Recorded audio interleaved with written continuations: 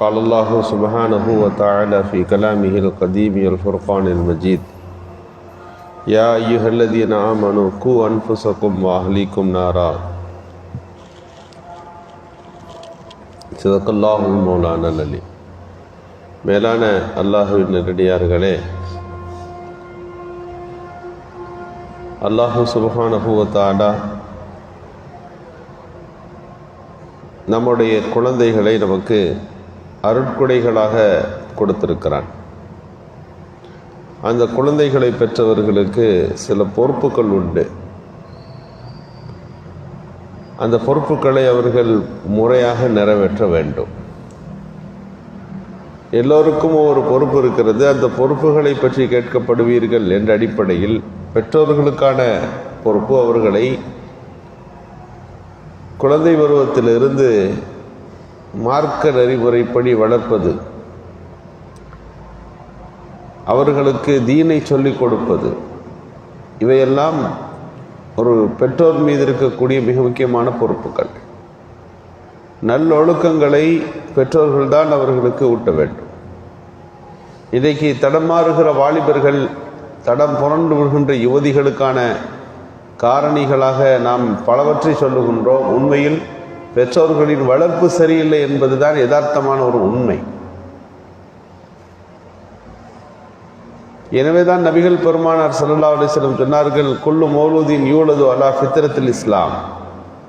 எல்லா குழந்தைகளும் இஸ்லாத்தின் அடிப்படையில் தான் பிறக்கிறது. அபவாஹு யுஹபிதானிஹி வ யுனஸிரானிஹி வ யுமஜ்ஜிசானிஹி.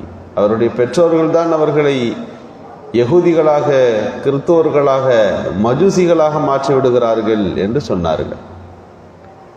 இன்றைக்கு யதார்த்தத்தில்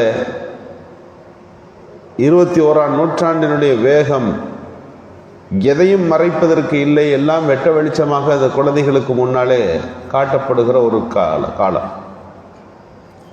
இதற்கு மத்தியில் அவர்கள் தங்களை நல்லவர்களாக வளர்த்தெடுப்பது என்பது மிகப்பெரியதொரு சவாலான ஒரு காரியமாக இருக்கிறது. எனவே பெற்றோர்கள் முன்பை விட அதிகமான கவனத்தோடு அந்த பிள்ளைகள் எதை பார்க்க வேண்டும், எதை பார்க்கக்கூடாது, எதை பற்றி சிந்திக்க வேண்டும், எதை பற்றி சிந்திக்கக்கூடாது, அவர்களுடைய சொல், நடத்தை, பேச்சு, பழக்கம், இவற்றையெல்லாம் மிக உன்னிப்பாக கவனித்து அவர்களை வழிநடத்த வேண்டிய மிக முக்கியமான ஒரு பொறுப்பிலே இருக்கிறார்கள். ஹஜ்ரத் உமர் ரலியல்லாஹு இடத்துல ஒருத்தர் வந்தார். வந்து என் மகனுக்கு உபதேசம் பண்ணுங்க, அவன் சொல் பேச்சு கேட்கறதே இல்லைன்னு சொன்னார். இப்போ உமர் ரலியல்லாஹு அவனை அந்த பையனை கூப்பிட்டு விசாரிக்கிற போது அந்த பையன் சொன்னார், முதல்ல எங்கள் அத்தாவை விசாரிங்க, அவர் மேலே சில மிஸ்டேக் இருக்குன்னார். என்ன மிஸ்டேக்குன்னு கேட்டாங்க. அப்போது அந்த பையன் சொன்னார், என்னை பெற்றெடுப்பதற்கு முன்பு எனக்கான தாயை அவர் தேர்வு செய்திருக்க வேண்டும் அல்லவா? ஆமாம். அவர் யாருன்னு கேளுங்க அப்படின்னு சொன்னார். அவர் ஒரு கிறித்துவ பெண்ணை, அடிமை பெண்ணை அவர் திருமணம் செஞ்சிருக்கார். பொதுவாக மார்க்க அறிவோடு இருக்கிற பெண்களால் மட்டும்தான் மார்க்க சிந்தனைப்படி அடுத்த தலைமுறையை வார்த்தெடுக்க முடியும். இவருடைய மோகத்திற்கு ஏதோ ஒரு பெண்ணை திருமணம் செய்திருக்கிறார். நான் கருவுறக்கூடாது, குழந்தையை பெற்றெடுக்கக்கூடாது என்று நினைத்தார். நான் உருவாகிவிட்டேன்.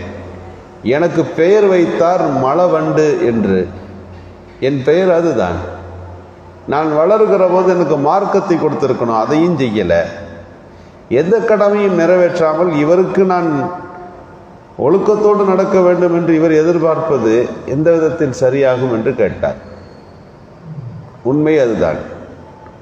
முதலாவது, மார்க்க நெறிமுறைக்கூடிய மார்க்க அறிவுள்ள ஒரு பெண்ணை நீங்கள் தேர்ந்தெடுத்து வெற்றி பெறுங்கள் என்று நபிகள் பெருமானார் சொன்னார்கள். பல்ஃபர் பிதாத்தி தீன், தீனுள்ள பெண்ணை திருமணம் செய்யுங்கள். ஒரு பெண் பல காரணங்களுக்கு திருமணம் முடிக்கப்படுகிறாள்.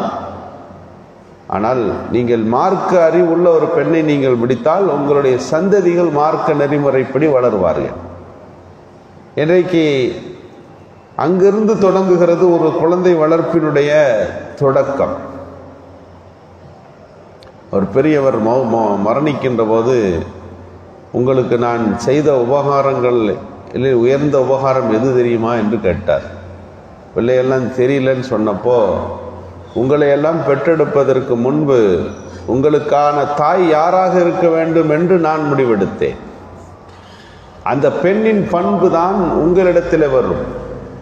என் குழந்தைகளிடத்தில் உயர்ந்த நற்குணமும் சிந்தனையும் மார்க்கப்பற்றும் இருக்கணும்னு நான் நினச்சேன். அப்படின்னா அதை யார் தருவாங்கன்னு நான் யோசிக்கும் போது இதையெல்லாம் கூடிய ஒரு பெண்ணால் தான் தர முடியும் என்பதற்காக வேண்டித்தான் நல்லொழுக்கம் உள்ள மார்க்கதரிசியான ஒரு பெண்ணை தேர்ந்தெடுத்தேன் என்று சொன்னார். இதுதான் உங்களுக்கு நான் செஞ்ச பெரிய உபகாரம். அதனால தான் இவ்வளவு நல்லவர்களாக நீங்கள் இருக்கிறீங்க.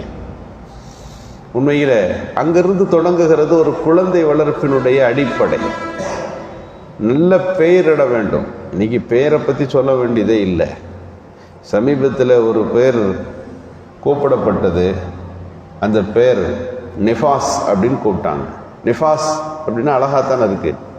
இன்னைக்கு பேருக்கு அர்த்தம் நம்ம பார்க்கறது இல்லை. அது சொல்லும்போது கொஞ்சம் ஸ்டைலிஷாக இருக்கா, அழகாக இருக்கா, யார் வைக்காத பேராக இருக்கா, நெட்டுகளில் வருது. அதுக்கு அர்த்தம் என்னன்னு தெரியாது. யூத பேர்களும் வருகிறது, கிறித்துவ பேர்களும் வருகிறது. ஏன்னா இது ரெண்டுலேயுமே அரபிகளெல்லாம் கூட இருக்கிறார்கள், அரபு நாட்டு கிறித்துவர்கள் இருக்கிறார்கள், லெபனானில் பாதி பேர் அரபி பேசுகிற கிறித்துவர்கள் தான் வாழ்கிறார்கள்.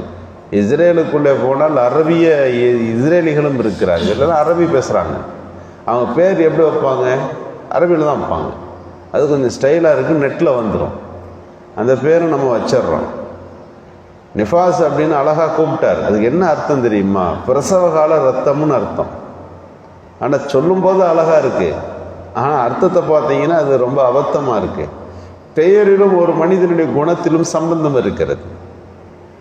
ஒரு பேர் என்னன்னு கேட்டாங்க. அவர் நெருப்பு அப்படின்ற மாதிரி சொன்னார். உங்கள் ஊர் பேர் என்னன்னு கேட்டாங்க. அது ஜுவாலைன்னார். அவர் சீக்கிரம் அதில் பெரிய ஆபத்து இருக்குது நாங்கள் உமர்றது எல்லாம்.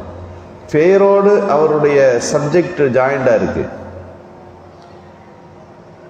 எனவே தான் நபிகள் ஸல்லல்லாஹு அலைஹி வஸல்லம் சஹாபிகளை கூப்பிட்டு உங்க பேர் என்னன்னு கேட்பாங்க. பொருத்தம் இல்லாட்டின்னு பேரை மாற்றிடுவாங்க. இந்த பேர் வேணாம் உங்களுக்கு, இந்த பேர் வச்சுக்கங்க. கவலைன்னு ஒருத்தர் பேர் வச்சு வந்தார். அவர் ரசூலுல்லாஹி ஸல்லல்லாஹு அலைஹி வஸல்லம் சொன்னாங்க, நீங்கள் இந்த பேரை மாற்றுங்கன்னாங்க. அவர் சொன்னார், எங்கள் அத்தா வச்ச பேர் மாற்ற மனசு இல்லைன்னார். ரசூலுல்லாஹ் விட்டுட்டாங்க.